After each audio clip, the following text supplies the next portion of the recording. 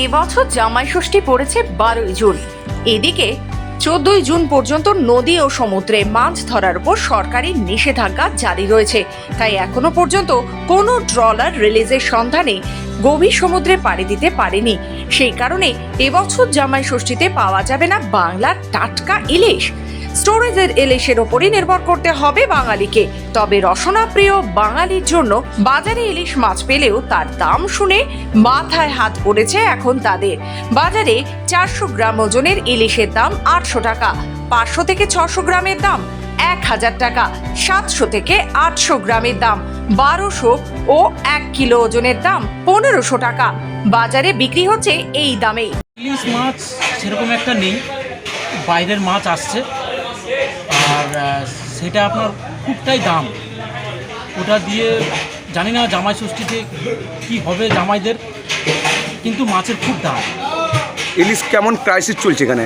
খুব ক্রাইসিস চলছে, যেহেতু 14 তারিখের আগে কোনো মৎস্যজীবী মাছ ধরতে যেতে পারবে না, এর জন্য বাইরের মাছ এনে আমরা ব্যবসা করছি, কিন্তু খুব দাম মাছের।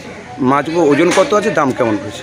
ধরো 900 1 কিলো যেমন সাইজের ইলিশগুলো, ওগুলো আপনার 1300 টাকা, 1350 টাকা। আচ্ছা, আর 1 কিলো 100-150গুলো আপনার 1500-1550। আপনার নাম? এ বিষয়ে কাকদ্বীপের এক মৎস্যজীবী জানান, গত 2 মাস অর্থাৎ 15ই এপ্রিল থেকে 14ই জুন পর্যন্ত সমুদ্রে মাছ ধরার উপর সরকারি নিষেধাজ্ঞা জারি থাকে। তাই এই 2 মাস বাঙালিদের পুকুরের মাছের উপরই ভরসা করতে হবে। এবছরে জামাই ষষ্ঠীতে টাটকা ইলিশ মাছ পাওয়া যাবে না।